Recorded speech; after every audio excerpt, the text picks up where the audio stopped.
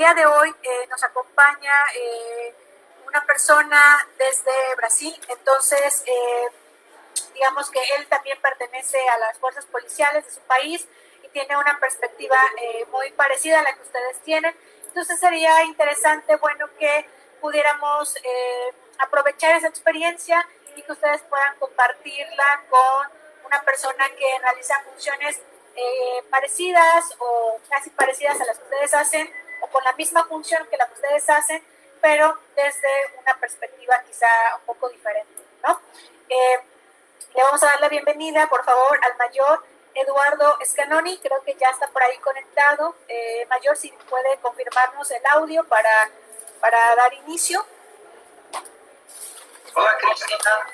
Hola Cristina, muy buenos días a todos y a todas. Muy buenos días. Voy a permitir dar la bienvenida, leer una breve reseña curricular de usted y luego damos paso a su participación, si no tiene ningún inconveniente. No hay, vale. Bueno, muchas gracias.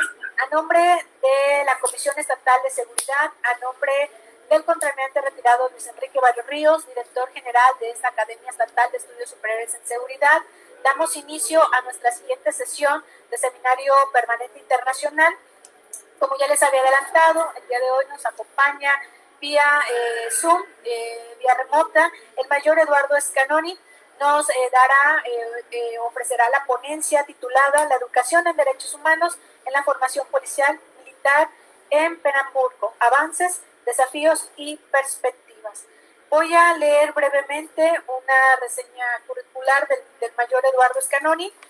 Él es mayor de la Policía Militar de Pernambuco, licenciado en Derecho, licenciado en Seguridad Pública, tiene una maestría en Derechos Humanos, tiene una especialización en Políticas de Seguridad Pública y Ciencias Jurídicas, tiene especialización en Ciencias Jurídicas, ha cursado además un diplomado académico en el curso interdisciplinario de Derechos Humanos por el Instituto Interamericano de Derechos Humanos, es director de Articulación Social y Derechos Humanos de la Policía Militar de Pernambuco, como jefe de la sección de Derechos Humanos, es profesor de contenidos de la disciplina de Derechos Humanos de los cursos de formación de oficiales.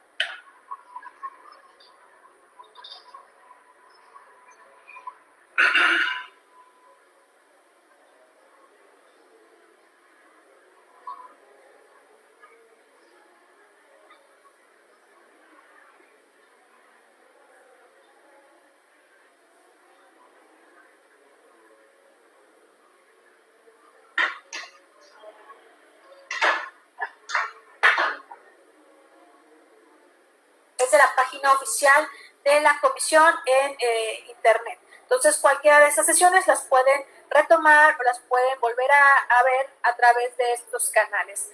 Y bueno, sin más, mayor, me permito darle la palabra. Tiene usted el auditorio a su disposición. Gracias y buenos días. Muchas gracias, Cristina. Para mí es con muy gusto que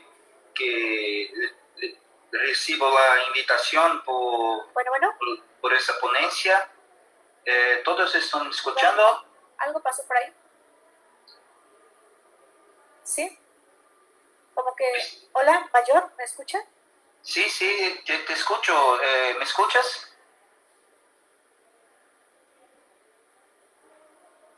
Creo que hay un problema ahí con el audio, permítame un minuto.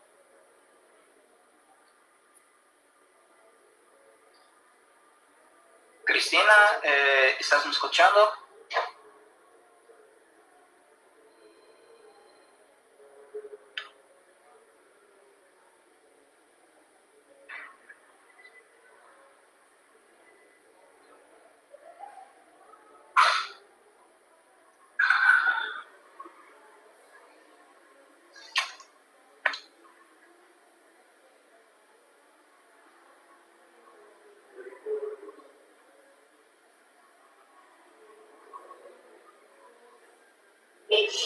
un problema en la conexión.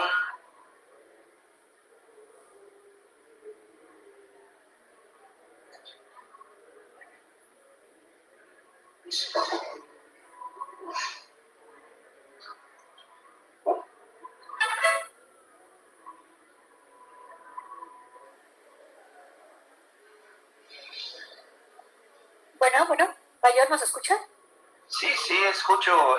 ¿Están escuchando? Una disculpa, tuvimos ahí un problema con el audio, pero ya se solucionó. Adelante, por favor, el auditorio es suyo. Cristina, ¿me escucha? Sí, perfectamente. Adelante, Mayor. Sí, gracias. Para mí fue con gusto que recibí la invitación por parte de Cristina y de Elvira por esa ponencia. Quisiera agradecer a la Academia Estatal de Estudios Superiores de Seguridad por la invitación. Pido perdón por mi portuñol. Por veces hace que en mi palabra algunas palabras serán portugués. Les pido perdón por eso. Me llamo Eduardo Scanone, como la Cristina ya leyó mi currículo. El tema elegido por compartir con ustedes hoy fue la educación en derechos humanos en la formación de la Policía Militar en Pernambuco, avances, desafíos y perspectivas. Este es un tema con el cual tengo afinidad, ya que he estudiado e investigado desde 2013. Sí, perdón.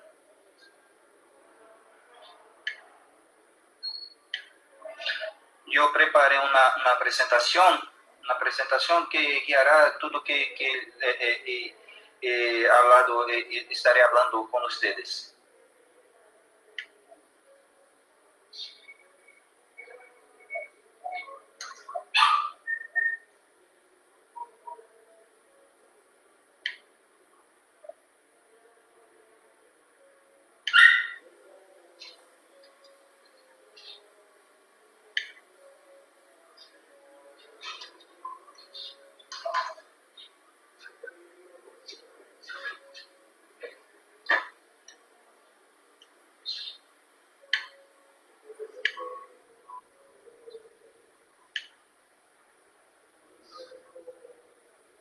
¿Todos pueden ver la presentación?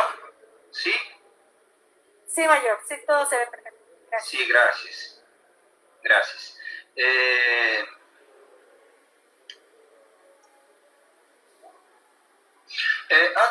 Antes de hablar, empezar a hablar el tema específicamente, es necesario tenerlos en cuenta en la composición del sistema de seguridad pública brasileño. El Brasil es un país continental. En varios países latinoamericanos la estructura de seguridad pública se da a través de un sistema nacional. En Brasil nosotros tenemos un sistema nacional como también un sistema estatal. El sistema de seguridad pública brasileño encontra baseado su base legislativa en Constitución Federal de 1988. En el artículo 144, la seguridad pública, el deber del Estado, derecho y responsabilidad de todos, es ejercida por la preservación de la orden pública e incolumidad de las personas y del patrimonio a través de los siguientes órganos. Policía Federal. Acá por ventura está en portugués, hace un texto de una ley. Policía Rodoviaria Federal, que en español sería Policía Federal de Autopistas. Policía Ferroviaria Federal, que sería Policía Federal de Ferrocarriles. Policías civis, policías militares y bomberos militares. policías penales federales, estatales y distritales. En esta presentación nosotros vamos a hablar específicamente de las policías militares. En estructura, para que ustedes tengan alguna noción, las policías federales son las policías que abrange el contexto en contexto nacional. Las policías civiles y militares son las policías que cuidan de seguridad pública en los estados. Brasil, como he dicho, es un país continental. Nosotros aquí en Brasil tenemos 26 estados y un distrito federal, que es la capital federal brasileña, Brasilia. En cada estado tiene una policía militar y una policía civil. Nosotros en estructura estatal no tenemos una policía de ciclo completo. ¿Qué es una policía de ciclo completo? Las policías militares cabe el policiamiento ostensivo, el policiamiento fardado, que se usa de una vestimenta específica para ejercer el policiamiento. Las policías civiles son la policía que es responsable por la investigación.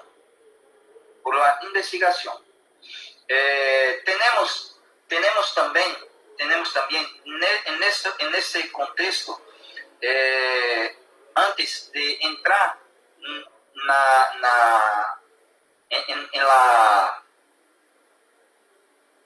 antes de entrarnos en el asunto específico, también tenemos que hablar sobre una construcción social del Brasil.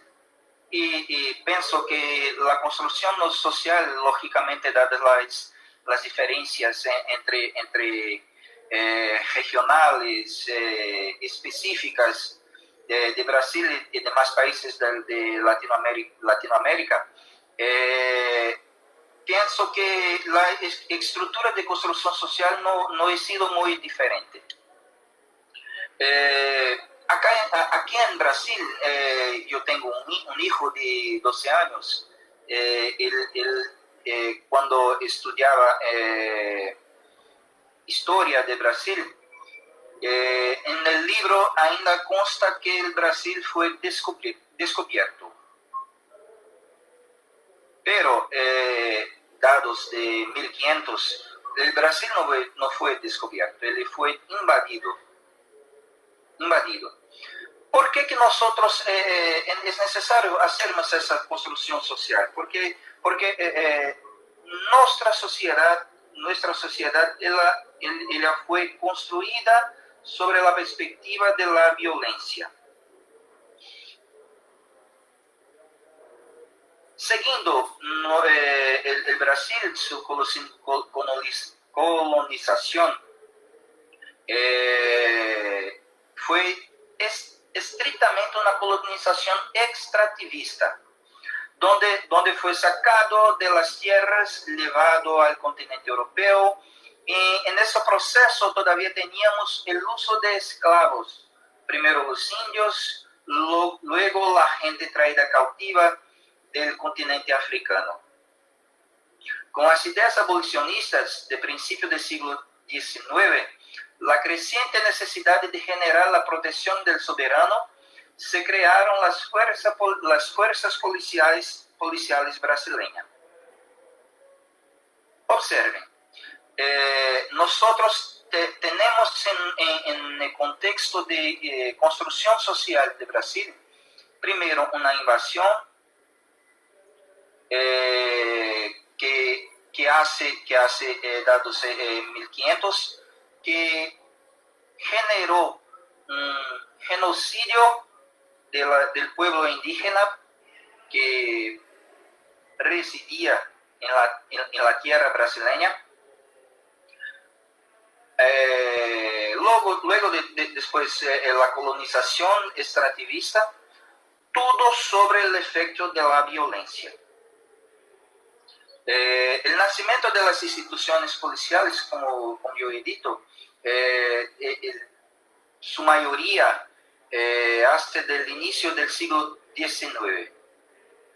La policía militar en Pernambuco fue creada en 1825, exactamente con ese aspecto. Para unirse a la fuerza policial en ese momento, solo necesitaba violencia, truculencia y coraje. Las personas eran sacadas de la sociedad con ese criterio. Para compor las fuerzas policiales, ellas necesitaban ser violentas, truculentas y que tuviesen coraje. Pasaron los años y el Brasil también, como otros países de la América Latina, experimentaron el régimen dictatorial militar. En Brasil fue del año 1964 hasta 1985, en que la policía militar fue utilizada como un aparato estatal de represión. Y, por supuesto,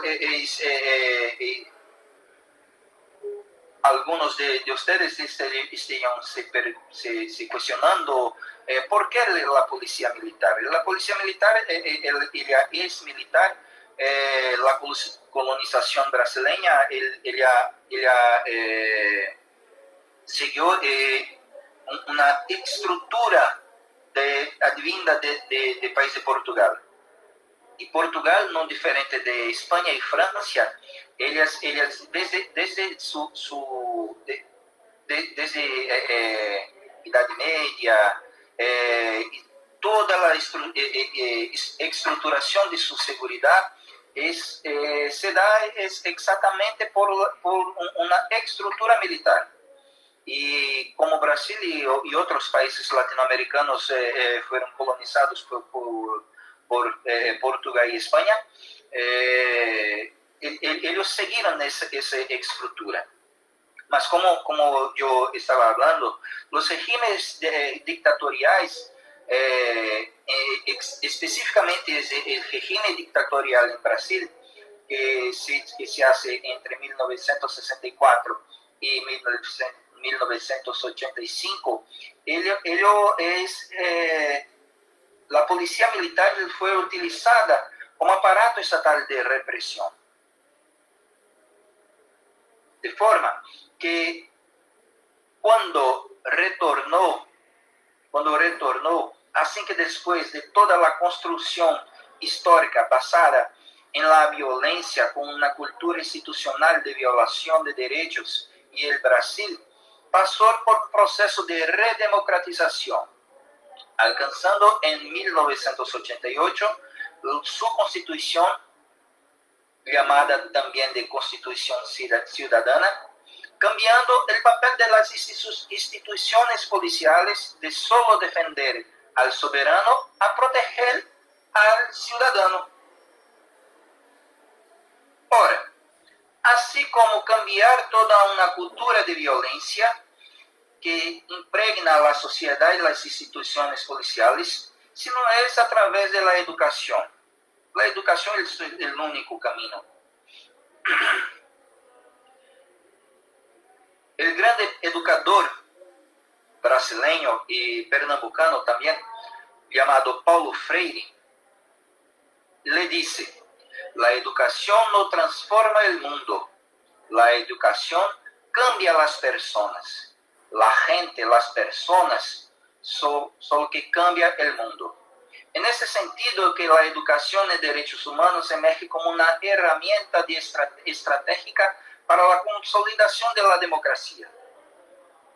Bien, dado todo esto que yo he hablado con ustedes, vamos a entrar en específico en nuestro tema, la educación en derechos humanos. La educación en derechos humanos, primero, él busca su definición como el conjunto de actividades de capacitación y difusión de información orientadas a crear una cultura universal en la esfera de los derechos humanos mediante la transformación de conocimientos, la enseñanza de técnicas y la transformación de actitudes con el fin de reforzar el respeto de los derechos humanos y las libertades fundamentales. Desarrollar plenamente la personalidad humana y el sentido de la dignidad humana. Promover comprensión, la comprensión, la tolerancia, la igualdad entre los sexos y la amistad entre todas las naciones, pueblos indígenas y grupos raciales, nacionales, étnicos, religiosos y lingüísticos. Facilitar la participación efectiva de todas las personas en una sociedad libre y democrática en la que prevalezca el imperio de la ley. Fomentar y mantener la paz y, por fin, promover un modelo de desarrollo sostenible centrado en las personas y la justicia social. Entonces, educación de derechos humanos es una definición muy amplia, muy amplia. Sus objetivos son esos que yo acabé de hablar, que yo he hablado con ustedes. Pero la educación de derechos humanos ella abrange todos los ramos de la sociedad. Aquí nosotros vamos a hablar en la educación de derechos humanos, específicamente en la formación o capacitación policial. Antes, para que nosotros tengamos una noción, la educación de derechos humanos, su origen y discusión posee data posee fecha de década de 1980, mas la Organización de las Naciones Unidas en 1994 ella lanzó el diseño de la educación de derechos humanos, que fue de 1994 a 2004. Nosotros tenemos ainda como el marco, y nosotros vamos a hablar un poco también de los algunos documentos que tratan de la educación de derechos humanos. El primer documento que nos vamos a hablar es el Plano de Acción para el Programa Mundial de Educación en Derechos Humanos. El segundo documento es el Plan Nacional de Educación de Derechos Humanos brasileño. El cuarto, nos vamos a hablar sobre la Matriz Curricular Nacional para acciones formativas para profesionales de seguridad pública, también del Brasil. Primero, el Plan de Acción para el Programa Mundial de Educación de Derechos Humanos. Nosotros vamos a hablar sobre estrategias de su desarrollo. Primero, el plan fue demandado del año de 2005 y surgió dividido en tres fases. La primera se abarca el periodo comprendido entre 2005 y 2009 y se refiere a la educación básica y la enseñanza secundaria. La segunda fase, que es nuestro objeto de estudio, abarca el periodo comprendido entre 2010 y 2014 y se refiere a la enseñanza superior y la formación en materia de derechos humanos de los funcionarios públicos, las fuerzas de seguridad y la policía y los militares. La tercera fase son para cuestiones de ilustración,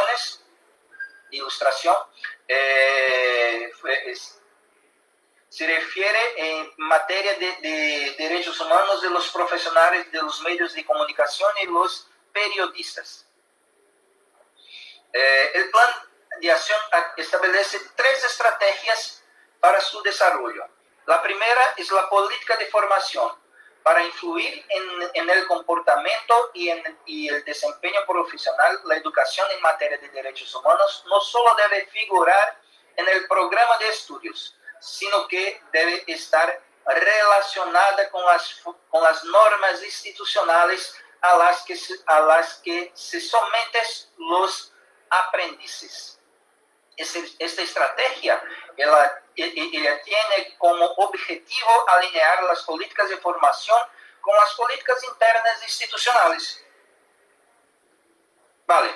Segunda estrategia de desarrollo es proceso y herramientas de formación. El caso de la policía, la capacitación en materia de derechos humanos debería abarcar las normas de esos derechos relativas a las funciones policiales, como los métodos de investigación policial, el registro y la incautación, la detención y la prisión preventiva, el uso de la fuerza y las armas de fuego, la vigilancia policial en los desórdenes civiles, los estados de emergencia, en fin. Él dice exactamente sobre los procesos y herramientas de formación. Entonces, la formación ella debe abarcar todo lo que hace en torno de la seguridad pública. Tercera estrategia, el ambiente de trabajo y aprendizaje. El entorno de trabajo y aprendizaje establece que la capacitación en materia de derechos humanos debe tener lugar en un entorno de aprendizaje en que se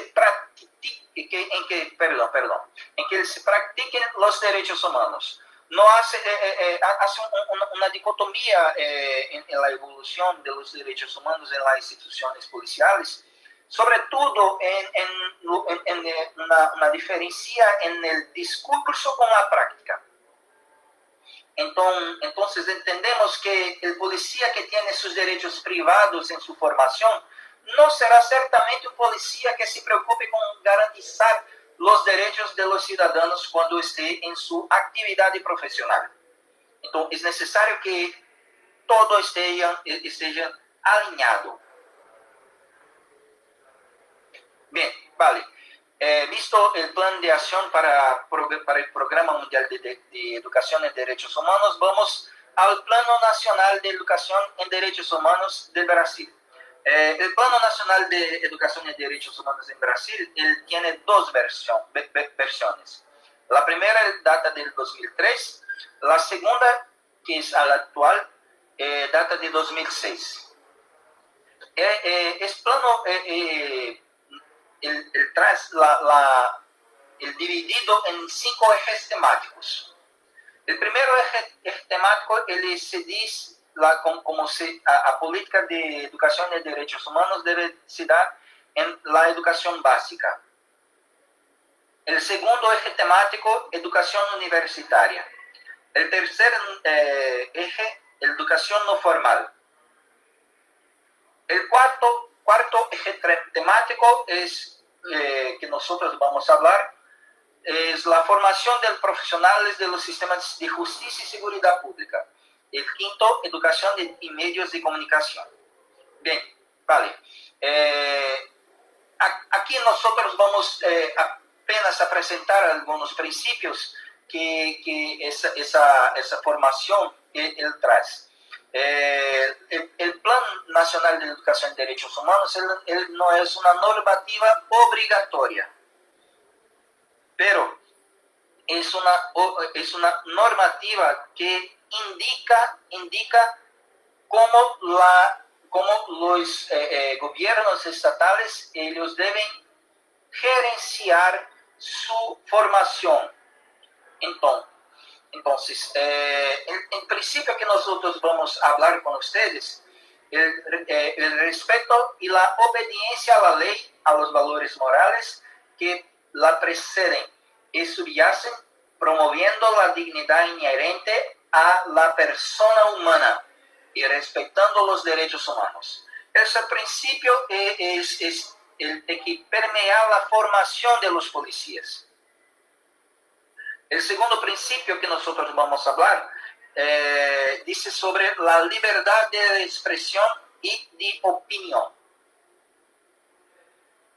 El tercero principio, la lectura crítica de los contenidos y la práctica social y institucional de los órganos del sistema de justicia y seguridad.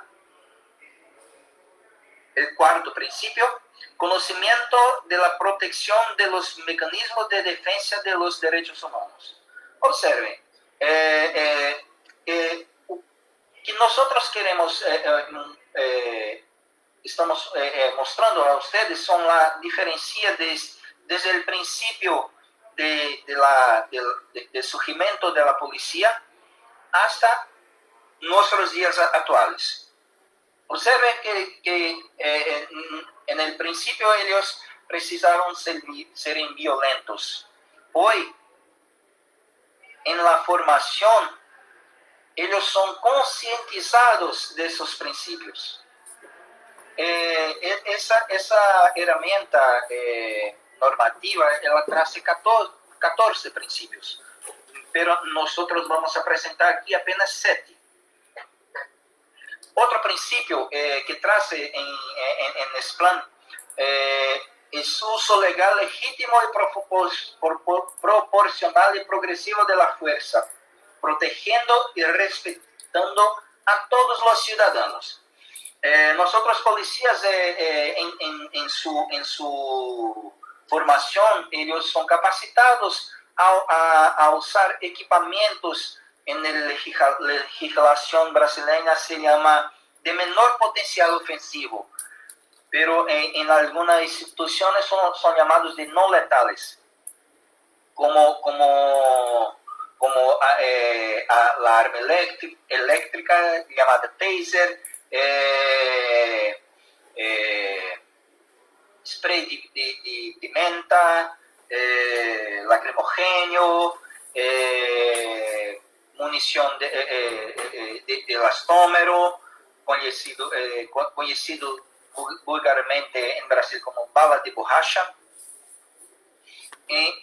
Y toda esa enseñanza para los policiales en formación se da exactamente sobre el aspecto del uso legal, legítimo, proporcional y progresivo y regresivo también de la fuerza, con intuito de preservación de la vida.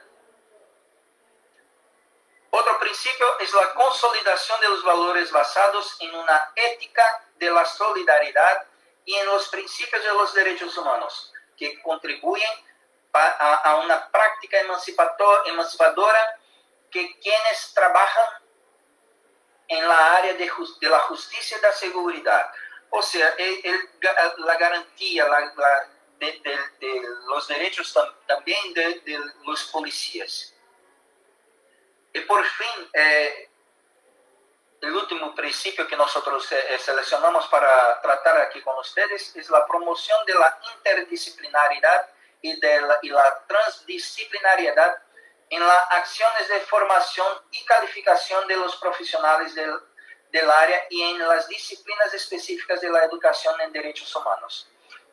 Nosotros seleccionamos esos visto que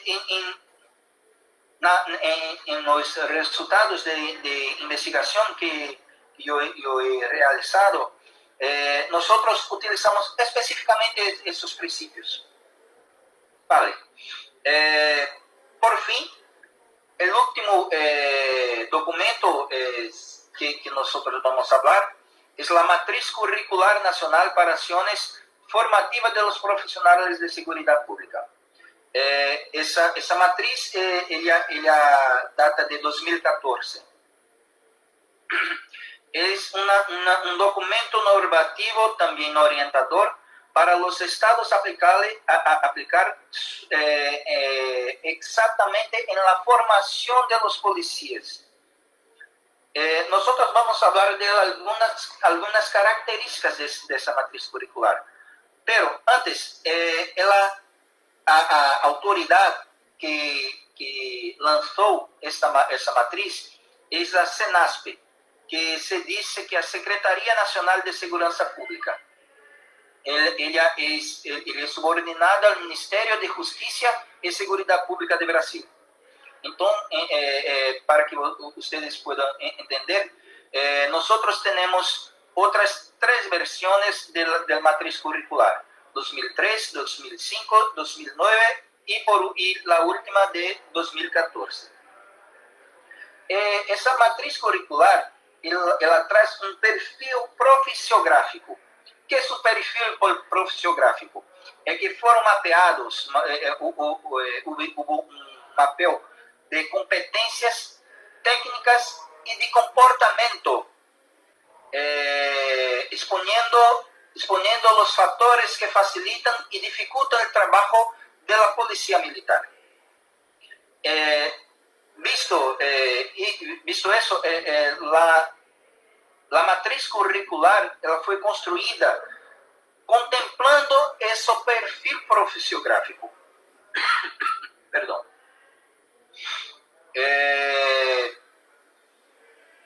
Essa matriz curricular ela traz um novo plano de estudos, um núcleo comum que guiará os planos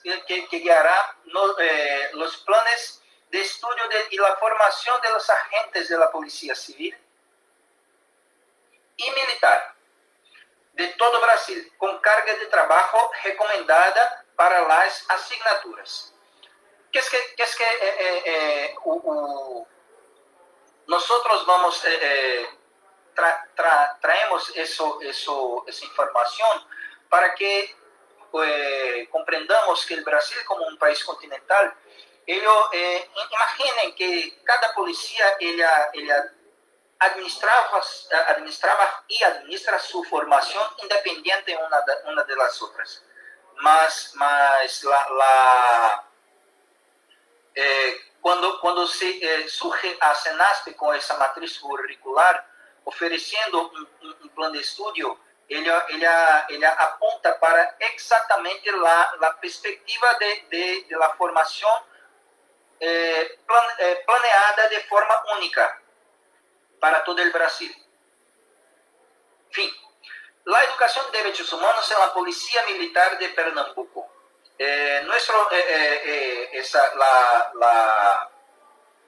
Nuestra pesquisa en la educación y derechos humanos se le hace por 3 aspectos. Primer aspecto, el plan de estudio. Segundo aspecto, los docentes. Tercer aspecto, no podría dejar de fuera los alumnos, las personas, los policiales en formación. De forma que los planes de estudios, la inserción de la asignatura de derechos humanos en el curso de formación y capacitación en Pernambuco se dio a partir de 1998. Observen, 10 años después de la constitución que cambiaba la función policial. La preparación de los planes de estudio para curso de formación de acuerdo con los documentos relativos a la EDH, Educación en Derechos Humanos. Entonces, todas las preparaciones de los planes de estudio para el curso de formación tuvieron como base el documentos que nos acabamos de hablar.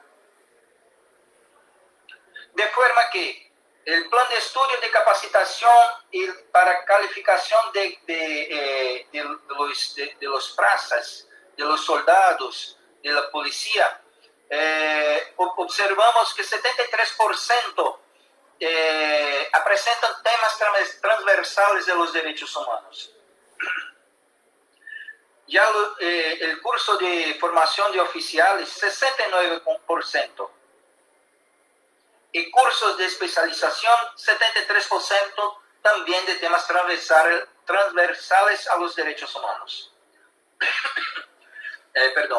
O sea, no es apenas una asignatura específica, pero casi todas las disciplinas. Ellos en algún aspecto tratan de los derechos humanos.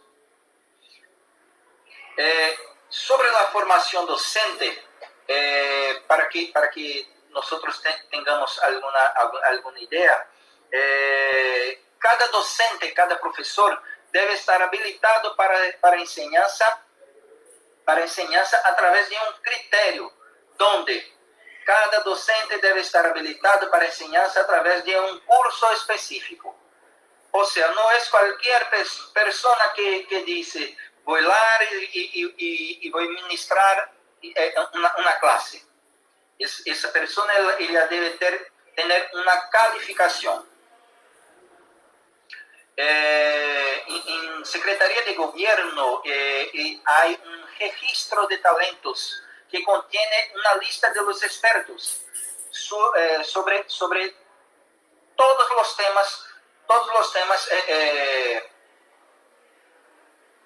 contenidos en la formación. Y por fin, como una otra política en 2019, el año pasado, nosotros instamos un curso de promotores de derechos humanos con enfoque exactamente a los docentes que necesitan de esa formación para poder repasar en las clases a los policiales en formación. Bien, hablamos del matriz curricular, del plan de estudio, hablamos de los docentes. Nosotros vamos a hablar ahora sobre la investigación que nosotros hicimos con los policiales en formación. De forma que cuando los policiales llegaron a la academia, incluso antes de que tuvieron acceso a ninguna disciplina de la formación, se aplicó un cuestionario con el objetivo de conocer su percepción de los derechos humanos en relación con la actividad policial. Y un otro cuestionario, en la verdad, el mismo cuestionario, após todas las disciplinas concluidas. Bien, la idea es saber si la capacitación, si la formación generó algún cambio en su percepción de que lo son los derechos humanos y para qué sirven. Del cuestionario mostraremos solo 4 preguntas.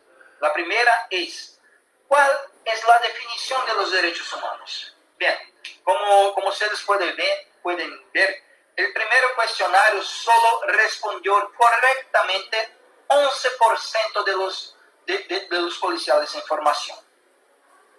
De forma que 89% dijeron, los derechos humanos solo defienden los bandidos. Los derechos humanos no son para los policías. Bien, el segundo cuestionario, como ustedes pueden verificar acá, esa realidad ela cambió completamente. De forma que 94% al fin de la formación tuvieron condiciones de definir los derechos humanos de forma correcta. La segunda pregunta, ¿cuál es el propósito de los derechos humanos en la sociedad brasileña actual? Observen que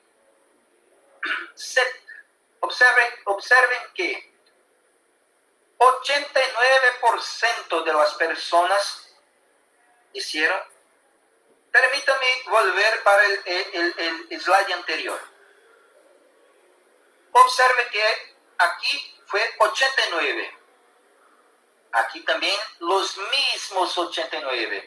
Dijeron que solo observa los derechos de los bandidos. Eso en el inicio de la formación. Após todas las disciplinas, todas las asignaturas de la formación, verificamos que 90% de los policiales de formación dijeron que garantizar los derechos de todos. La tercera pregunta, ¿se llega a los agentes de policía por los derechos humanos?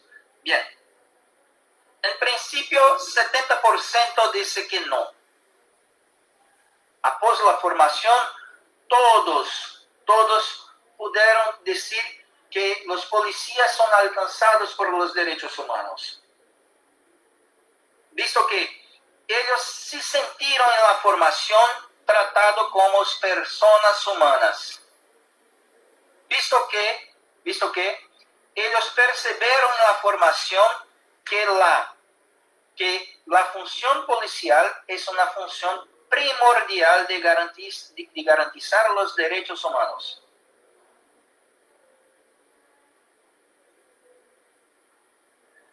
Por fin, la cuarta pregunta, ¿deberían garantizarse los derechos humanos para todos?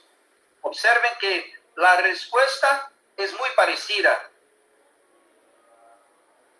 67% en inicio del curso dice que no, reduciendo para 6%, de forma que 94% dijeron que sí.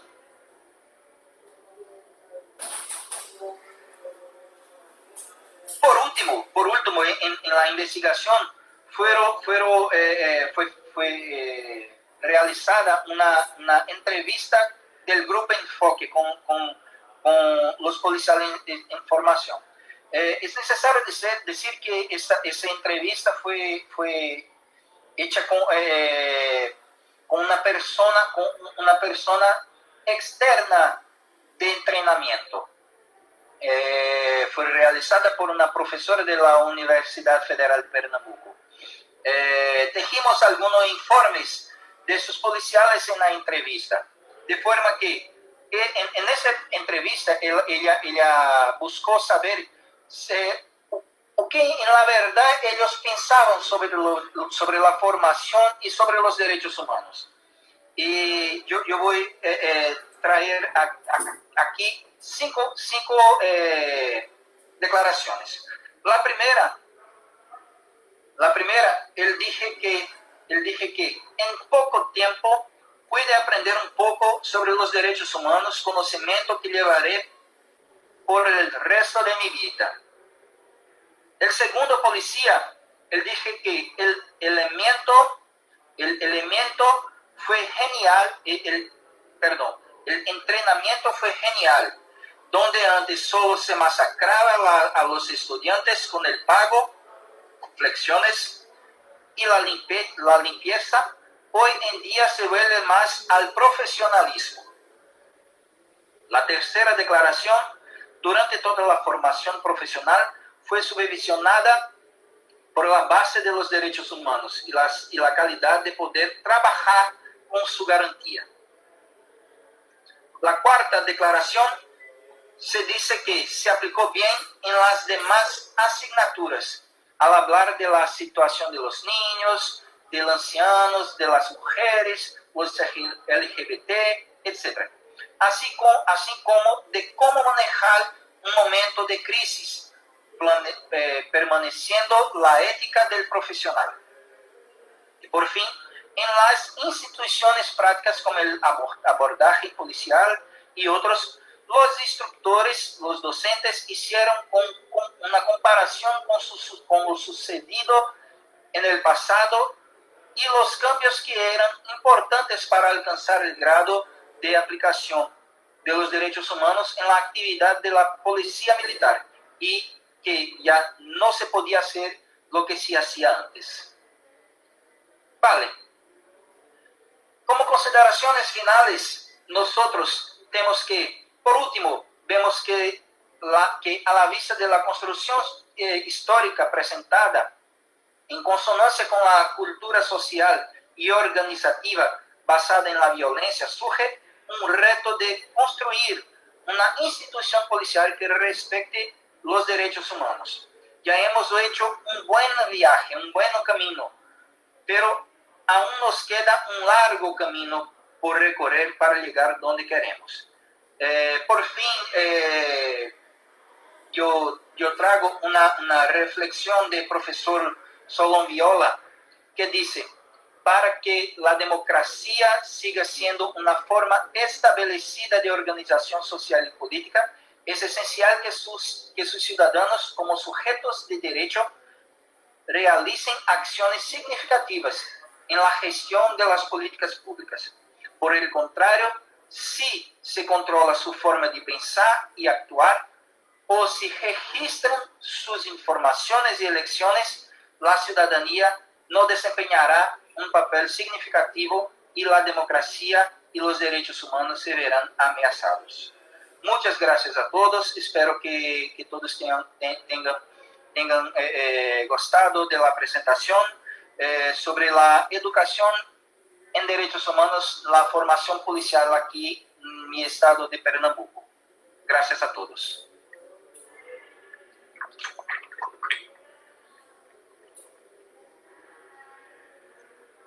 Mayor, muchas gracias por su participación.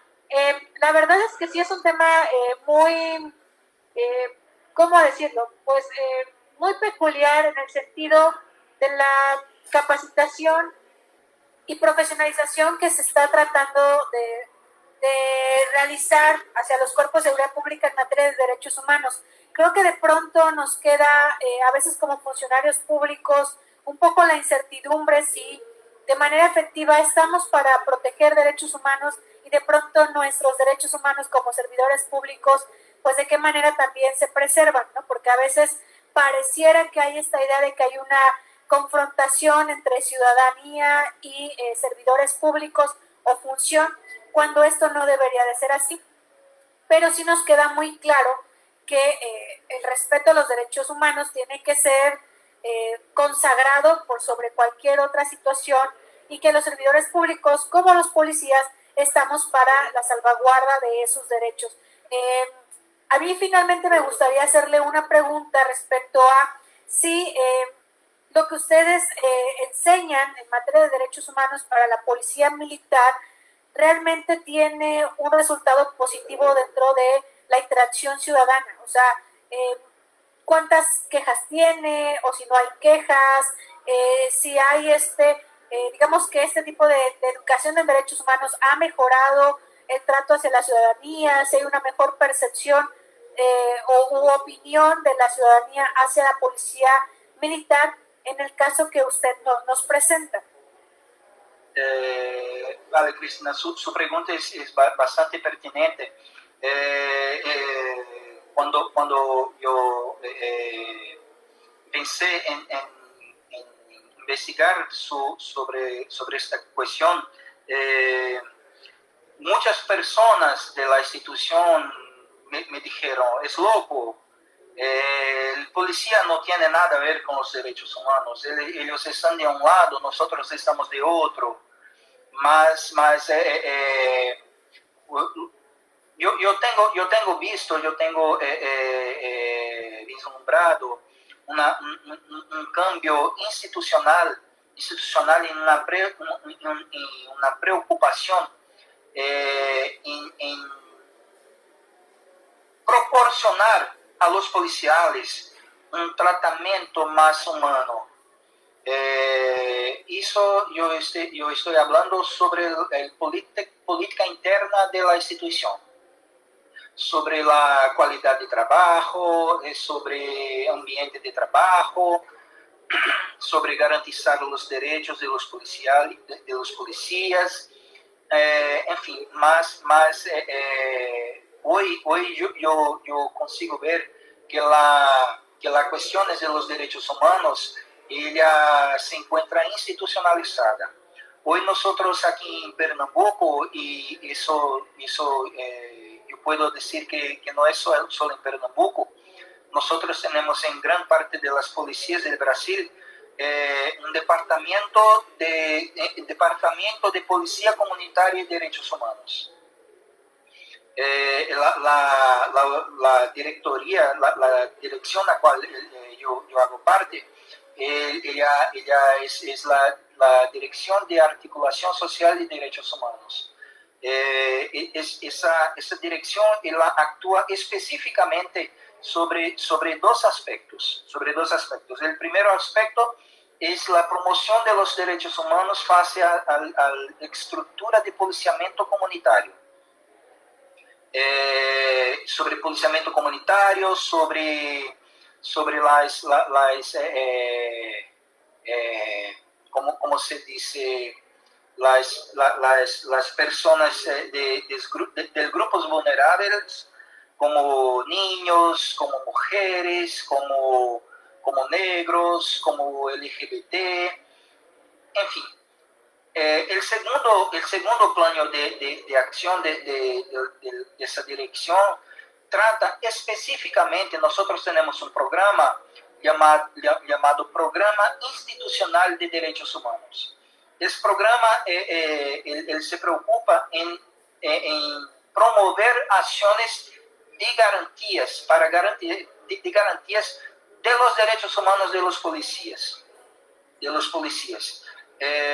Son acciones específicas y que hay un reconocimiento. Como se dice que el grande problema uno de los grandes problemas de los derechos humanos en las policías, en nuestra experiencia cuando nosotros tratamos sobre la temática en diversas clases, surge el cuestionamiento. Sí, profesor, mas ¿y nuestros derechos humanos? Ellos no son respetados. Y cuando una institución ella para pensar, para promover, para mostrar, para demostrar que esos derechos ellos son garantidos, sobre todo en la perspectiva de un reconocimiento como persona, como seres humanos. Penso que esse programa ele vai além daquilo que actualmente algumas pessoas pensam sobre os direitos humanos e os policías. Mayor, muchísimas gracias. Estamos, la verdad es que pues con muchas dudas, interrogantes respecto al tema, sobre, no solo les decía sobre si debería de aplicarse o no, porque eso nos queda claro, sino finalmente cuál es el propósito que como policías debemos de cumplir respecto al cumplimiento y observación de esos derechos. Quisiera preguntar entre los compañeros si alguien quiere hacer alguna pregunta, si tiene algún comentario, alguna observación de la participación, de la presente participación. ¿Alguno quisiera opinar o participar con algo? ¿No? Bueno, me parece que no tienen dudas los compañeros, todo les ha quedado perfectamente claro. Mayor, nuevamente quiero agradecer no solamente su participación, sino también que haya podido destinarnos unos minutos de su tiempo. Recordarle que esta es su casa en la Academia Estatal de Estudios Superiores en Seguridad del Estado de Morelos, en México, y que estaremos muy honrados no solamente de poder volver a contar con su participación, sino que también, si en algún momento quisiera venir, compartir con nosotros, pues bienvenido. Muchas gracias nuevamente. ¿Podrían regalarle un aplauso, por favor, al mayor? Hola, Cristina, muchas gracias a ustedes por la invitación y por la oportunidad de compartir sobre nuestra experiencia aquí en Pernambuco con ustedes. Estoy a disposición y cualquier cosa usted tiene mi contacto, y Pernambuco también está de brazos abiertos. Muchísimas gracias. Le reiteramos, estas son sesiones que estamos llevando a cabo a través del Seminario Internacional Permanente sobre Profesionalización de las Instituciones de Seguridad Pública, y ha sido un verdadero honor tenerle esta mañana con nosotros. Muy agradecidos. Gracias. Que esté muy bien. Un abrazo. Hasta luego. Otro. Muy bien, compañeros. El día de hoy tenemos dos ponentes, tenemos dos sesiones. La primera, que fue la del mayor Eduardo Scanoni, La segunda tenemos a una persona ya de aquí, nacional, compatriota nuestro, que es el maestro José Cristian Pérez Flores. Me parece que ya está listo por ahí. Solamente quisiera confirmar el audio con usted, maestro. ¿Nos escucha? ¿Nos puede ver? Hola, ¿qué tal? Muy buenos días a todas y todos. Sí, les escucho perfectamente. No sé si me escuchan ustedes a mí. Sí, todo perfecto. Entonces, si me permite, voy a leer una pequeña reseña curricular de usted. Voy a dar nuevamente la bienvenida al tema que usted nos va a disertar y todo el público, todo suyo. ¿Le parece bien? Adelante, claro que sí, muchas gracias. Bueno, el maestro José Cristian Pérez Flores es maestro en el sistema de justicia penal acusatorio. Es maestro, ha tenido diplomados en jurisdicción penal y sistema acusatorio desde el enfoque de la justicia de la nación, desde el enfoque constitucional por el Instituto de la Judicatura Federal, la Suprema Corte de Justicia de la Nación y la Universidad de Pompeu Fabra de Barcelona. Tiene un diplomado en sistema anticorrupción por el Instituto Nacional de Ciencias Penales, el INACIPE, y se ha desempeñado como secretario de Estudio y Cuenta en la ponencia segunda de la Sala Colegiada de Penal del Tribunal Superior de Justicia del Estado de Yucatán. Ha sido también director general de la Fiscalía Especializada en Combate a la Corrupción del Estado de Yucatán y actualmente, debo decirlo, es fiscal anticorrupción en el Estado de Yucatán. Para nosotros es un verdadero honor que nos pueda permitir unos minutos de su valioso tiempo, de su función que realiza y que pueda estar presente con nosotros.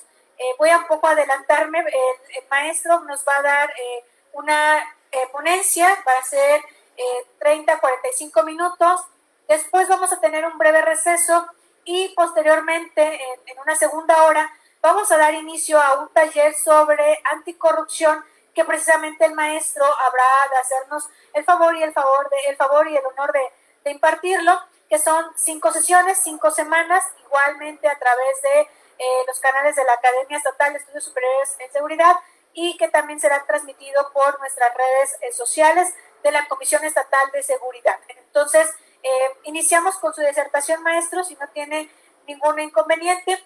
Regularmente hacemos preguntas o se hacen preguntas al final de la sesión, pero ya depende de usted si quiere interactuar o hacer alguna otra dinámica. El público es todo suyo, el auditorio es suyo, y el día de hoy nos acompañan compañeros, elementos policiales municipales del estado de Morelos. Entonces, muchas gracias a nombre del contraalmirante Luis Enrique Barrio Ríos, director de esta academia, a nombre de la comisión, gracias por su presencia y es todo suyo el público. Muy amable.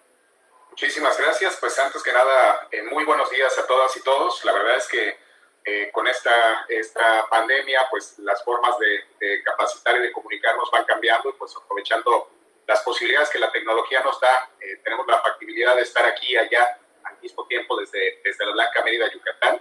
Y pues la verdad es que es un honor para mí poder estar el día de hoy con ustedes, algún tiempo poder platicar acerca de este tema relativo al sistema anticorrupción y pues platicarles un poco sobre los esquemas que se han manejado, cómo ha ido evolucionando y demás. Y antes de dar inicio, pues quisiera agradecer pues de manera profunda al contraalmirante Barrios por la invitación, por la disposición para poder llevar a cabo la exposición de este tema, a la doctora Rumbo también por la amabilidad que ha tenido en todo el seguimiento y coordinación para esta actividad, y pues en general a la comisión y desde luego a Morelos pues por la disponibilidad para poder llevar a cabo este evento y aplaudir desde luego estos esfuerzos de capacitación. Bueno, vamos a platicar entonces sobre Sistema Estatal Anticorrupción. Creo que ya mucho se ha escuchado sobre ello, hemos escuchado mucho sobre la corrupción y lo primero que quisiera pedirles, antes de que entremos al tema de fondo, pues es analizar los paradigmas y los modelos que hoy en día tenemos acerca de la corrupción, ¿no? Porque pues hoy por hoy como mexicanos he escuchado que nos reconocemos como corruptos, ¿no? O sea, he escuchado opiniones de personas de nuestro país que dicen, bueno, pues es que ya la corrupción como que la llevamos en la sangre de los mexicanos y es muy factible que se nos den esas circunstancias, ¿no? Como si estuviera circunscrito a nuestro país. Entonces surgen frases ahí que pues nosotros hemos sido muy dados a establecerlas, ¿no? El que no tranza no avanza, un cañonazo de 50,000 nadie lo aguanta. y se han ido montando esta especie de contracultura de la legalidad y una cultura de la corrupción que pareciera ser de nuestro país. Pero cuando revisamos el ámbito internacional, pues nos damos cuenta que en Estados Unidos, un país del primer mundo, hay una amplia situación de corrupción. En Alemania, un país europeo, un país con una cultura de legalidad muy fuerte, muy avanzado, hay un ámbito de corrupción empresarial también muy, muy fuerte que se ha ido analizando y ha ido saliendo en los últimos tiempos. En países asiáticos el fenómeno de la corrupción pues también se ha ido dando. En muchos países europeos, en el caso de España, en el caso de Italia, pues también ha habido muchos casos de corrupción. Es decir, la corrupción no es parte propiamente de una composición orgánica, ¿no? Porque ya es que ya los mexicanos lo tenemos en nuestro ADN, sino es parte de una formación, de una contracultura de la legalidad y de una especie de pues, rompimiento a las normas con el objeto de obtener un fin privado, aprovechando la disponibilidad de los recursos públicos. Bien, con ello, recuerdo mucho una lectura que normalmente me gusta comentar dentro de las exposiciones que yo realizo, de un libro que se llama Pensar rápido, pensar lento. Es un libro de un autor que se llama Robert Klitgaard. Y este Robert Klitgaard es un economista que ganó un premio Nobel de la Paz. Y uno diría, bueno, pues ¿por qué un economista ganaría un premio Nobel, un premio Nobel en materia psicológica? ¿Por qué? Porque él lo que hizo fue determinar ciertas estructuras del pensamiento. Y dijo, las personas normalmente, ustedes como elementos policiales y pues la gente en común, utilizan dos sistemas de pensamiento. El primero es el sistema intuitivo. El sistema intuitivo es lo que nos permite a nosotros llevar a cabo nuestras actividades de manera cotidiana, ¿no? Detectar ciertas circunstancias en las que aprovechamos nuestra experiencia, aprovechamos nuestros conocimientos y con base en ello, pues, podemos llegar a ciertas conclusiones de manera muy rápida, ¿no?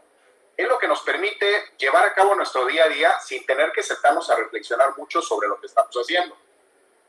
Por ejemplo, no sé si a ustedes les ha pasado, pero a lo mejor algún día y de manera cotidiana, saliendo de su trabajo, cuando ustedes se suben a su coche para ir a su casa, pues prenden el motor, encienden el vehículo, empiezan a manejar y cuando se dan cuenta ya llegaron a su casa. No se detuvieron a pensar el camino que siguieron, las vueltas que dieron, las operaciones mecánicas que llevaron a cabo en el vehículo, el cambio de velocidades, los pedales, que de por sí es una operación muy compleja, pero no nos detenemos a pensarlo porque ya hemos mecanizado ese tipo de procesos y procedimientos, lo que implica que de manera mecánica vamos a llevar a cabo ciertas acciones, ¿no? A lo mejor, pues en ciertos casos, ese pensamiento intuitivo le permite a las personas, y a mí particularmente, yo sí caigo en el ejemplo que señala ahí en su libro, cuando, por ejemplo, nos llama la esposa, y cuando contestamos con tan solo oír el bueno, ya sabemos que está molesta, ¿no? Ahora hay que determinar por qué, pero de entrada ya sabemos. ¿Por qué? Porque la experiencia nos ha enseñado a poder escuchar los tonos de voz, a saber de alguna manera cuál es la connotación de las expresiones que se está utilizando. Ese sistema intuitivo le permite, por ejemplo, a un mecánico experimentado, con tan solo escuchar el sonido del motor, no sé si a alguno de ustedes les ha sucedido, que llegas con el mecánico y le dices que me está fallando el coche, a ver, préndelo. Y con tan solo escuchar el motor decir, ya sé cuál es el problema, ya sé en dónde está la circunstancia de tu vehículo, hay que cambiar una bujía y cambia la bujía y con eso queda muy bien. Le permite a un médico experimentado saber, con tan solo escuchar algunos síntomas de una persona, cuál es la enfermedad que tiene y cuál es, además del diagnóstico, la medicación que requiere, ¿no? Sobre todo ahorita en el ámbito de la pandemia, pues llegas y le dices, bueno, pues es que tengo calentura, tengo dolor de garganta, tos, no puedo oler ni ciertos sabores, bueno, pues es coronavirus. El sistema intuitivo le permite, por ejemplo, a un elemento policial, pues al ver ciertas circunstancias en la calle, ¿no? Por ejemplo, un intercambio de mano a mano de cierto producto sospechoso, a las 11 de la noche en un parque relativamente oscuro, pues a lo mejor saber que ese intercambio es altamente probable que se trate de droga y se da una intervención, ¿no? Tan es así que la Suprema Corte de Justicia de la Nación pues ha reconocido el término de sospecha razonable. Ese sistema intuitivo entonces nos permite llevar a cabo nuestra vida cotidiana de tal forma que no nos detengamos a pensar en absolutamente todo. ¿Por qué? Porque igual y si me detengo a pensar en todo lo que realizo, pues las cosas ya no se van a dar, ¿no? A lo mejor las personas que estaban haciendo el intercambio de droga, pues huyen del lugar y ya no se logra la detención. Pues a lo mejor no se puede reparar el vehículo, no se puede dar una buena solución a la persona que tenía una enfermedad. Pero previene este libro señalando que tengamos cuidado con el sistema intuitivo. Y Kahneman dice, a ver, mucho cuidado porque a través del sistema intuitivo a veces se cometen muchos errores. Y pone algunos ejemplos. Y yo quisiera pues que ustedes hicieran ese ejercicio interior para analizar la siguiente propuesta del libro, ¿no? Y dice, a ver, si yo les pido a ustedes que piensen en una persona que se levanta temprano, que se viste de manera adecuada y que es sumamente ordenada, ¿en quién pensarían? ¿En un bibliotecario o en un agricultor? Y bueno, pues quizás tenga a la mente de muchos de ustedes el bibliotecario, ¿no? Por pensar en el orden que hay en las bibliotecas, pero resulta ser que estadísticamente los agricultores son personas que se levantan mucho más temprano, que tienen que vestir de manera adecuada para su trabajo y pues que de alguna manera tienen que tener un orden sobre lo que están produciendo, ¿no? Si yo les pidiera a ustedes que pensaran en una persona corrupta, ¿en quién pensarían? ¿En un médico o en un político?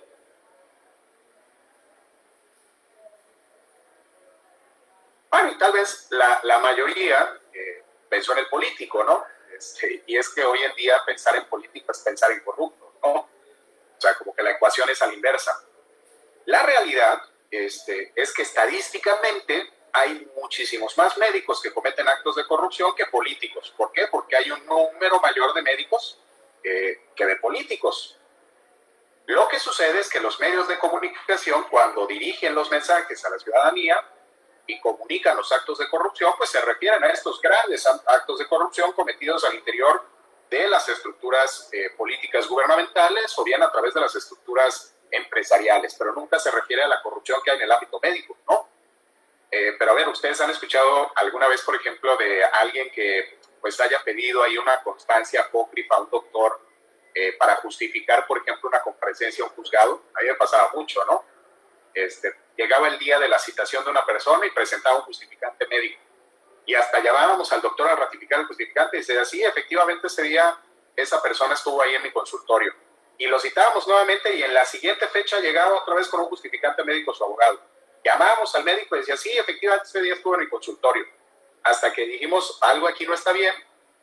Y cuando se monta una vigilancia para ver qué sucedía, se detecta que el día que lo citamos, que se cita en la siguiente ocasión, pues él se va a un evento público y aparece públicamente en un evento, pero manda un justificante médico también a la dependencia, donde decía que él había estado en el doctor, y traemos al médico, el médico dice, sí, estuvo en mi consultorio cuando teníamos pues suficientes elementos para determinar que él estaba en un evento público totalmente sano, ¿no? O habrán escuchado algún médico que a lo mejor dentro del horario laboral, trabajando en una dependencia de gobierno, pues de repente se sale de su consultorio un momentito para ir a atender a alguien en su consultorio privado, ¿no? Y pues bueno, al final son actos que van en contra de lo que se prevé dentro del destino de los recursos públicos. Y entonces Kierkegaard dice, Kahneman, dice, a ver, tengan mucho cuidado porque el sistema intuitivo pues no nos va a permitir resolver absolutamente todo, sino que hay un segundo sistema que se llama sistema reflexivo. Hay que reflexionar, hay que analizar. Y es lo que tenemos que hacer dentro de lo que pues nosotros vamos estructurando para poder combatir la corrupción. Ustedes como elementos del orden pues ya tienen también esa estructura obligacional para formar parte de los elementos que combaten a la corrupción. O sea, también es parte de lo que hoy en día tenemos que integrar. Y esto que señalaba el libro de Pensar rápido, pensar lento, me hace reflexionar un poco acerca de lo que hoy en día concebimos como percepción de la corrupción, ¿no? ¿Cómo estamos en los índices de percepción de la corrupción? Normalmente las ponencias que hablan de corrupción en México empiezan mostrando la posición que tiene nuestro país en el índice de percepción de la corrupción. Y cuando vemos el índice, pues nos ponen hasta abajo, ¿no? Casi en los últimos lugares, lo que nos cataloga como un país sumamente corrupto. Pero al final es un tema de percepción. Digo, no estoy negando la existencia de la corrupción, lo que estoy diciendo es que quizás en esa mentalización intuitiva que tenemos en México, pues hemos concebido que todas nuestras autoridades son corruptas. Y entonces cuando el INEGI se pone a cuestionar los índices de percepción de la corrupción, y dice, a ver, estas 10 personas dijeron que perciben al país como un país corrupto. Y van y les preguntan a esas 10 personas, oye, ¿ustedes han visto algún acto de corrupción? Y pues de las 10 dicen 8, bueno, pues es que hay algún familiar que se ha visto involucrado en un acto de corrupción. Y a ver, de manera directa, en el caso de ustedes, ¿cuántos han tenido contacto con un acto de corrupción? Y es más, el INEGI les dice, ustedes son víctimas, ¿no? Porque el servidor público les pidió dinero para llevar a cabo un trámite. Y ellos, de los 10, solamente 2 realmente han conocido de manera directa de un acto de corrupción. Y entonces vemos que los índices de percepción intuitiva que hay dentro de estos estándares, que nos colocan muy abajo, pues tiemblan sobre razones objetivas, ¿no? Y eso nos permite reflexionar acerca de las posibilidades que tenemos para generar un Estado, un verdadero Estado de derecho, un verdadero Estado de legalidad. Entonces, yo les pediría que nos mentalicemos en ese sentido, ¿no? De perder nuestro modelo intuitivo, o no perderlo porque nos sirve para mucho en la vida cotidiana, pero sí detenernos a reflexionar sobre las actividades y cuestiones que realizamos en las que se requiera de un análisis reflexivo, ¿no? Hacia ese punto de vista. Bien, entrando en materia entonces, de lo que hablaremos el día de hoy, pues es específicamente acerca del sistema estatal anticorrupción, de este esfuerzo a nivel nacional por implementar un mecanismo que se considere eficaz para poder combatir este ámbito tan perverso que hay dentro de la organización pública, dentro del sector gubernamental con el aprovechamiento de los recursos públicos. Y bien, debemos de decir que lo primero que tendríamos que contextualizar es qué entendemos por corrupción, porque yo les platicaba que cuando los medios de comunicación nos dan las noticias, pues nos hablan de los grandes desvíos de recursos, de la falta de aplicación de recursos en un ámbito de hospitales, en un ámbito médico, de cuestiones relativas a que se debía de construir una escuela y no se construyó y ese recurso se lo llevó el director de administración, etcétera. Pero ¿cómo podemos definir la corrupción más allá de eso? Porque si nos quedamos con esa visión de los grandes actos de corrupción, de la gran corrupción, pues nos vamos a quedar sesgados en muchas particularidades que también tenemos que atender. Y uno de los grandes problemas que muchos autores en materia de análisis de este tipo de fenómenos han dicho es que no hay una definición concreta de corrupción en el ámbito legal. Bueno, en apariencia no hay una definición concreta, pero ahorita les voy a mostrar una que a mí me parece muy plausible. Y entonces algunos organismos internacionales como Transparencia Internacional pues han externado de alguna forma concepciones generales o abstractas sobre lo que podemos entender como corrupción. Por ejemplo, la primera, el abuso del poder encomendado para fines privados, ¿no? De manera muy general, de manera muy abstracta, utilizar ese poder público para poder favorecer a ciertos ámbitos o aspectos que no estaban dentro de esa norma. La corrupción pública o la corrupción política, como el abuso del poder encomendado a un funcionario para obtener beneficios privados. Pero en el caso de Yucatán, nuestra ley de responsabilidades administrativas del Estado sí ha materializado de manera jurídica, y eso la verdad es que nos ha sido de mucha ayuda, incluso en el ámbito de la Fiscalía Especializada en Combate a la Corrupción, porque sí ha materializado un concepto que me parece engloba las diversas hipótesis y circunstancias que debemos de tener en consideración. Y nos dice que es toda conducta antijurídica. ¿Qué es algo antijurídico? Pues algo que rompe el ámbito normativo, ¿no? Algo que lesiona bienes jurídicos que debieran ser motivo de protección por parte del Estado, ¿no? Hay una antijuridicidad formal cuando alguien se mueve fuera del ámbito de la norma, en contra de las disposiciones legales, y hay una antijuridicidad material cuando ese movimiento dentro de fuera de las normas legales o en contra de las normas lesiona bienes jurídicos que deberían estar protegidos constitucionalmente por las autoridades. Entonces me dices, toda conducta antijurídica en el ejercicio de las funciones y atribuciones de los servidores públicos, pero no solo de los que se encuentren actualmente en activo, ¿no? Sino también de los que hayan fungido como tales dentro de ciertos aspectos y dentro de ciertos tipos administrativos y tipos penales, pues también se puede aprovechar la información que haya sido obtenida por motivo del ejercicio público para un fin corrupto. Así como de los particulares, ¿no? Que era algo que nos hacía falta antes de la reforma constitucional, decirle al ámbito privado, oye, ámbito privado, es que ustedes también son partícipes de la corrupción. O sea, no solamente es el servidor público, ¿no? Y yo le cuestionaba al servidor público del INEGI, del Instituto Nacional de Geografía y Estadística, cuando presentaba las encuestas que ellos realizan sobre corrupción objetiva, donde reconocían a los particulares como víctimas, ¿no? Le decía, oye, pero es que un particular que llega a entregar una cantidad de dinero a un servidor público para que ese servidor público haga o deje de hacer una función relativa con su encargo, pues también es un corrupto, o sea, está cometiendo en el ámbito administrativo un soborno, en el ámbito penal, pues es parte del cohecho. Y entonces recordaba, yo se lo comentaba porque recordaba que en el ámbito penal, pues en muchas ocasiones nos ocurría que llegaba un ciudadano muy molesto a denunciar ante la Fiscalía General del Estado y decía, y nos pasó recientemente, ¿no? Y voy a tomar el caso reciente que tuvimos, porque llega esa persona muy molesta a denunciar con el Ministerio Público y le dice, oiga, señor Ministerio Público, es que fíjese que yo soy médico privado, pero pues yo quiero entrar al Instituto Mexicano del Seguro Social, entonces conocí a una persona que me dijo que me podía ayudar a gestionar los trámites correspondientes para que yo pueda entrar. Y entonces esa persona me dijo, oye, pues nada más que vamos a necesitar 150,000 pesos para que pueda conseguirte, pues de alguna manera, las facilidades para que ingreses a la nómina del IMSS. Y yo le pagué en 2 exhibiciones, ¿no? Hasta me lo dio ahí en pagos diferidos. Le pagué primero 50,000 y luego le entregué 100,000 pesos. Y después de haberle entregado ese dinero, hasta la fecha no me ha conseguido mi plaza en el IMSS. Entonces, vengo a denunciar el fraude que cometió esta señora porque pues ella me prometió que con ese pago yo iba a poder entrar. Y el Ministerio Público le dice, a ver, espere señor, pero la Suprema Corte de Justicia de la Nación ha determinado que cuando existen actos corruptos, pues no podemos establecer un marco de tipicidad para efectos del fraude. O sea, el origen de la conducta que usted cometió es un origen corrupto. Y el ciudadano se molesta mucho, ¿no? Y el médico se molesta mucho y le dice a su asesor jurídico, oye, pues vámonos con el juez de control a quejarnos de este Ministerio Público que no nos quiere atender en la investigación. Porque ¿qué le había dicho el Ministerio Público? Pues no hay fraude y yo no puedo investigar, ¿no? Es como que llegue a quejarme ante el Ministerio Público que la droga que me vendieron no era una droga de calidad. Y me defraudaron porque me dijeron que era colombiana pura y en realidad está toda rebajada ahí con bicarbonato de sodio.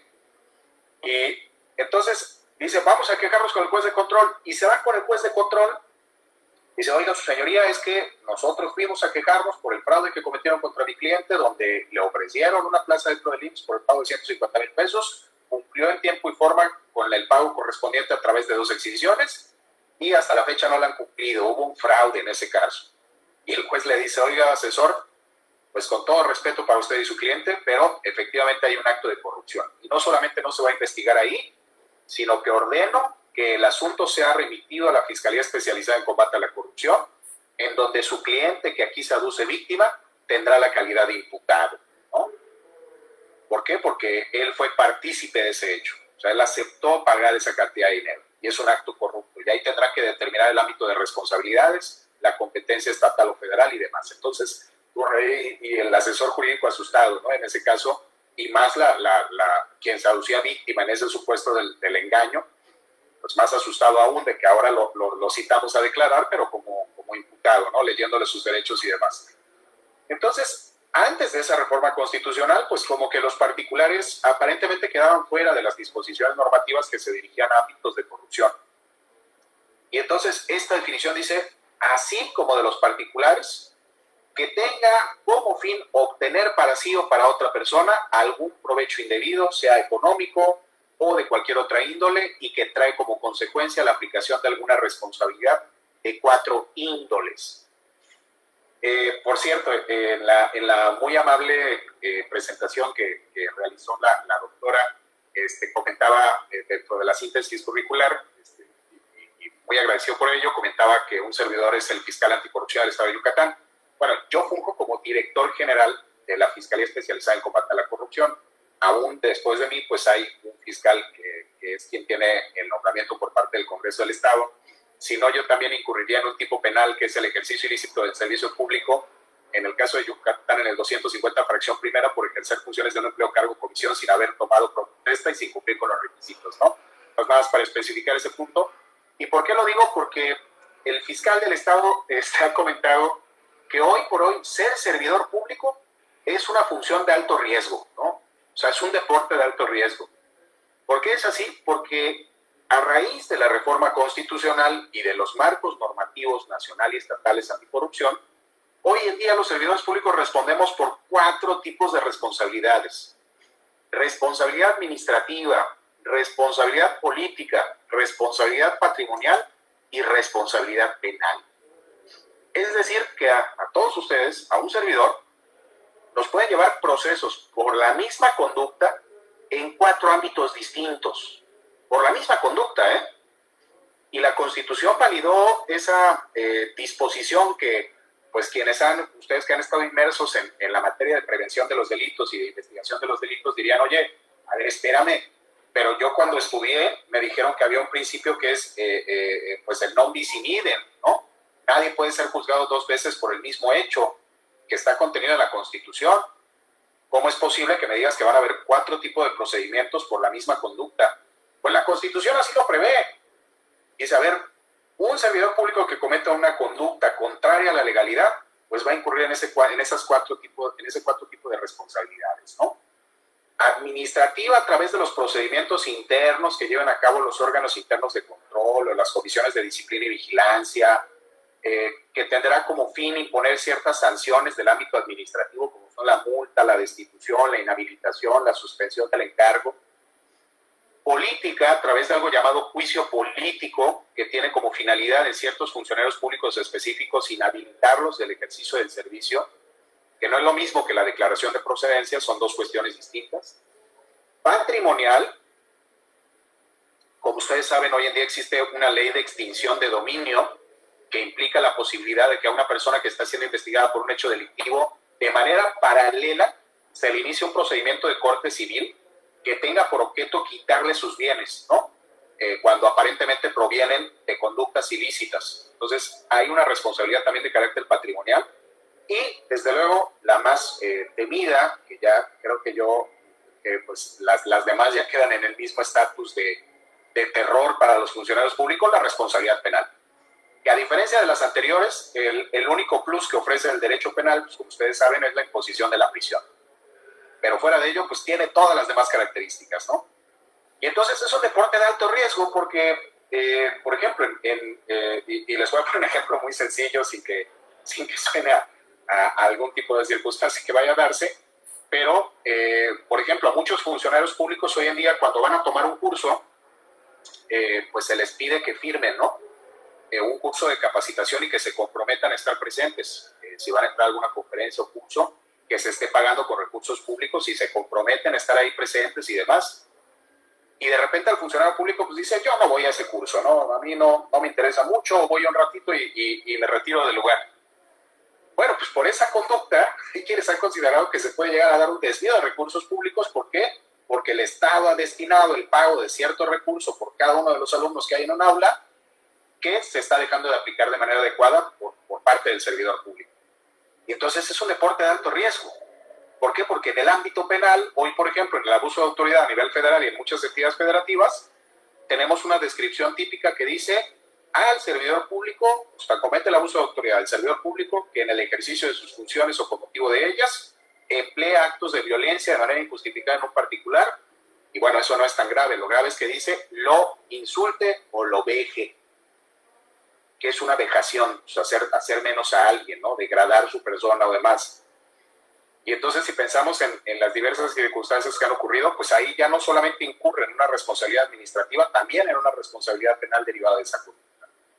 Entonces, dice el fiscal anticorrupción aquí del Estado, es un deporte de alto riesgo porque ya estamos, además de estar muy vigilados por la ciudadanía, que hoy en día, pues a través de los dispositivos móviles, la información se puede resguardar de manera totalmente fiable, ¿no? Tomando una grabación de lo que ocurre, pero además pues tenemos un marco de responsabilidades sumamente amplio. Entonces, tomando en consideración pues, esta descripción que nos da la Ley de Responsabilidades Administrativas, creo que nos permite matizar de manera perfecta los ámbitos que se dan dentro de la corrupción. ¿Qué daña la corrupción? Desde luego, pues el correcto desempeño de la administración pública, me dirán ustedes, el correcto ejercicio del recurso público, daña el patrimonio del Estado, algunos dirán, pues daña los derechos humanos de las personas que pues, hubiesen resultado beneficiadas a través de algún programa social y demás. Pero todo esto lo podemos resumir en una expresión que es la democracia. Podemos decir que la corrupción lo que daña es la democracia. Ustedes dirán acá, ¿por qué la democracia no es un tema eminentemente político? Pues depende de lo que consideremos como democracia. Pregúntense qué entienden por democracia.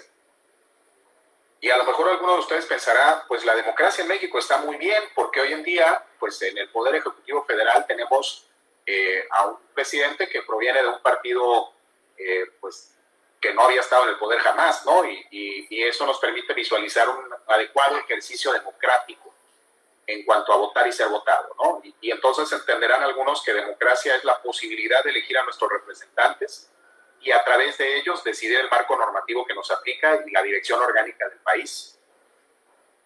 Sin embargo, esa es una conceptualización de democracia que corresponde solamente a un ámbito político. La democracia comprende mucho más. Si ustedes revisaran su Constitución, podrían visualizar en el artículo 3º, ese que nos habla sobre la educación, que ahí nos dice qué debemos entender por democracia. Dice, a ver, la democracia no solamente es un sistema político, es un sistema de vida fundado en el constante mejoramiento de las condiciones sociales, culturales y económicas del pueblo. Sistema de vida fundado en el constante mejoramiento de las condiciones económicas, sociales y culturales del pueblo. Eso es la democracia. No es el hecho de solamente poder llegar a un partido de oposición a la gobernatura o a la presidencia de la República o a la presidencia municipal o a la Cámara de Diputados o a la Cámara de Senadores.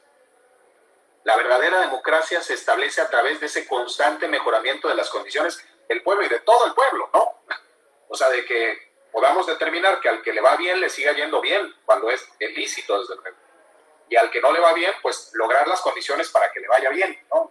No es quitarle al rico para darle al pobre y que todos estén en la medianía, sino que realmente se creen condiciones adecuadas para que todos progresemos y evolucionemos hacia un mundo mejor. ¿Qué daña la corrupción? Daña la democracia. ¿Por qué? Porque a través de la corrupción se impiden esas condiciones que permitan al pueblo mejorar sus condiciones sociales, culturales y económicas, ¿no? ¿Por qué? Porque cuando se daña la corrupción en el ámbito educativo, pues evidentemente lo que tenemos que hacer los ciudadanos es optar por permitir que se sigan dando esos atropellos en la educación pública o bien retirar a nuestros hijos de las escuelas públicas y mejor meterlas a escuelas privadas, ¿no? Hoy en México, pues creo que lo que más garantiza un adecuado nivel educativo, desafortunadamente, es el ámbito privado, cuando debería de ser el ámbito público que tiene mucho recurso. Es un daño a la democracia porque hoy por hoy, cuando tenemos que decidir, y pues les dejo a ustedes el ejercicio de reflexión, cuando tienen que decidir entre ir a un hospital público u optar por un hospital privado, pues si tengo los recursos, me voy al hospital privado, ¿no? El hospital público es como que la última instancia que elegiré si no me queda de otra. Pero ya prefiero irme al consultorio anexo a la farmacia, a cualquiera de las cadenas de farmacia que ya tienen ahí sus consultorios, en la que pues ni siquiera tengo certeza de que la persona que me esté atendiendo realmente sea un médico titulado y con experiencia. Prefiero eso a irme a un hospital público, en donde voy a tener una mala atención, donde me van a poner mala cara, donde voy a tener que chutarme todo el día ahí esperando a que me atiendan, ¿no? Y eso es lamentable porque muchos dicen, es que el hospital público es gratuito. No es gratuito porque cada uno de nosotros paga de manera quincenal a través de sus recibos de nómina su servicio médico, ¿no? Ahí en las prestaciones sociales. Y entonces debería de poder tener el acceso a las condiciones plausibles, como sucede, si sucediera realmente, si se implementara el recurso en el sistema de salud que hoy en día se ha visto colapsado por motivo de la pandemia. Afecta la seguridad también de las personas, desde luego, cuando se corrompe el ámbito de seguridad pública y no se destinan los recursos. ¿Por qué? Porque como ciudadano, pues, ¿qué tengo que hacer en mi casa? Instalar alarmas, instalar cámaras, instalar a lo mejor en la cuadra un vigilante privado que sustituye esas funciones que por causa de una desviación de los recursos que deberían estar destinados a ello no se ha hecho. Y entonces, ¿qué implica esto? Pues un costo para todos, ¿no? O sea, implica un costo para el que lo pueda pagar, e implica la violación de los derechos del que no lo puede pagar, porque al final pues o va a terminar mal atendido, o va a terminar mal educado, o va a terminar como víctima de un hecho delictivo, cuando no hay el recurso suficiente y las herramientas para poder combatir a la delincuencia. Entonces, la corrupción lo que daña a la democracia, bajo ese entendido de democracia. Hay un autor también en materia de corrupción que se llama Robert Klitgard, y Klitgard dice que para que se dé la corrupción hay 3 factores esenciales que deben coexistir: el monopolio del poder, la discrecionalidad y el menor alcance de la transparencia gubernamental, ¿no? El monopolio del poder, es decir, la capacidad de decisión en unas cuantas personas sobre el ejercicio de los recursos.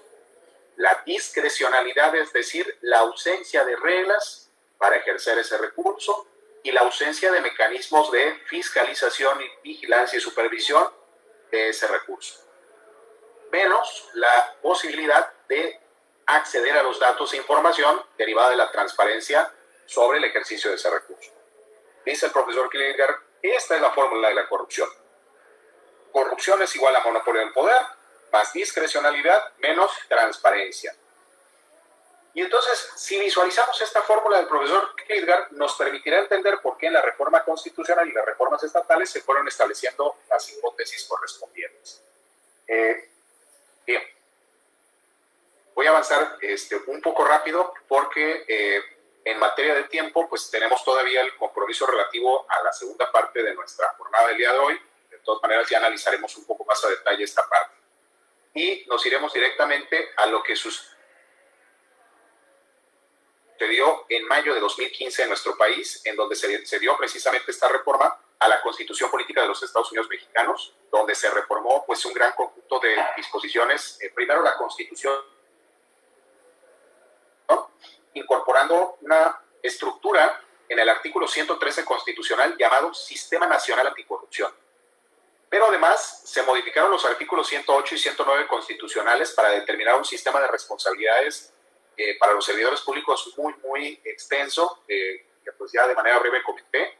Se estableció la creación de un sistema nacional de fiscalización para decir, a ver, tenemos que establecer mecanismos adecuados para dar seguimiento al uso de los recursos públicos, para obtener una fiscalización adecuada, ¿no? ¿Qué es la fiscalización? Pues la adecuada revisión del ejercicio de ese recurso.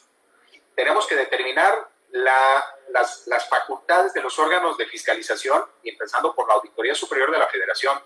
La Auditoría Superior de la Federación es un órgano que depende del Congreso de la Unión, de la Cámara de Diputados específicamente, y es el órgano revisor de la cuenta pública, el órgano que se encarga de revisar el ejercicio de los recursos. Y en cada una de las entidades federativas hay órganos superiores de fiscalización que tienen las mismas atribuciones que se ha dado, ¿no? El aumento de responsabilidades de los servidores públicos, contemplar la responsabilidad de los particulares que cometan actos relacionados con faltas administrativas graves, establecer un nuevo esquema de justicia administrativa. Se conformó el Tribunal de Justicia Administrativa como encargado de sancionar las faltas graves y las faltas de particulares, determinar una corresponsabilidad entre los poderes públicos para combatir la corrupción. Se determina la creación de la Fiscalía Especializada en Combate a la Corrupción. Se impone la obligación derivada del impulso de esta famosa ley de 3 de 3, con la obligación de rendir declaración patrimonial, declaración de intereses y la declaración de impuestos. Y se amplía el supuesto de extinción de dominio para el enriquecimiento ilícito como parte de las modificaciones constitucionales que se dieron en aquel momento, ¿no? Se establecieron una serie de principios fundamentales que se incorporaron en materia de fiscalización, el de integralidad de los servidores públicos, que implica precisamente ese comportamiento pegado a derecho, la posibilidad de que los órganos fiscalizadores pues lleven a cabo la revisión de la cuenta incluso en tiempo real, ¿no? Porque era un problema romper ese principio de anualidad en el que tenían que esperarse todo el ejercicio para que entrara la auditoría a revisar cómo estuvo la cuenta, pero además ya no se podían abrir la revisión de ejercicios fiscales anteriores. El principio de control interno, que lo que busca es fortalecer a los órganos internos de control de cada una de las dependencias de los diferentes poderes, de los organismos autónomos, del caso de la policía, de la Secretaría de Seguridad Pública, en el caso del Poder Judicial, en la Fiscalía General del Estado, fortalecer esos órganos internos de control para que realmente lleven a cabo acciones de prevención de la corrupción y de sanción de la misma. en fin, se fueron dando pues varias disposiciones que lo que buscaban precisamente era lograr abatir ese ámbito de corrupción. Se emitió todo un esquema de leyes secundarias que, pues bueno, ya las tenemos ahí muy bonitas plasmadas, como la Ley General del Sistema Nacional Anticorrupción, la Ley General de Responsabilidades Administrativas, que estas normas finalmente fueron replicadas en los estados. ¿Por qué? Porque lo que determinó la Constitución Política fue precisamente que las entidades federativas deberían establecer sistemas locales anticorrupción. ¿Y cómo se integra ese sistema local, que es un modelo copiado o replicado más bien del Sistema Nacional Anticorrupción? Bueno, pues hay una serie de componentes. Por una parte, hay algo llamado Comité Coordinador del Sistema Estatal Anticorrupción. Ese Comité Coordinador, digamos que hoy por hoy es lo que impulsa la política estatal anticorrupción. De alguna manera tiene que generar ciertas recomendaciones a los entes públicos para que esos entes públicos puedan establecer mecanismos de prevención, investigación y sanción de las conductas corruptas.